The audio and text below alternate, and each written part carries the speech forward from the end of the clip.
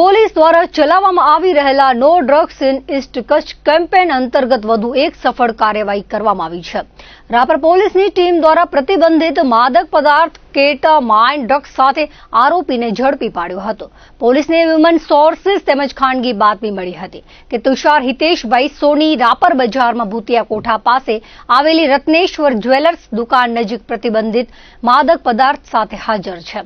બાતમીના આધારે પોલીસે સ્થળ પર દરોડો પાડ્યો હતો. તપાસ કરતા આરોપીને કબજામાંથી 5.120 ગ્રામ કેટામાઇન ડ્રગ્સ તેમજ એક એપલ આઈફોન મોબાઈલ ફોન મળી આવ્યો હતો. રાપર પોલીસે ગુનો નોંધ્યો છે. પોલીસે આરોપી તુષાર હિતેશભાઈ સોનીની ધરપકડ કરી કાયદેસરની કાર્યવાહી હાથ ધરી છે. તપાસ દરમિયાન ડ્રગ્સ સપ્લાય ચેનના તાર બહાર આવતા ઇમરાન રાયમા રહે ગાંધીધામ તથા સમીર ઇમ્તિયાઝ રાયમાને સપ્લાયર તરીકે વોન્ટેડ જાહેર કરવામાં આવ્યા છે અને તેમની શોધખોળ માટે પોલીસે ચક્રો ગતિમાન કર્યા છે.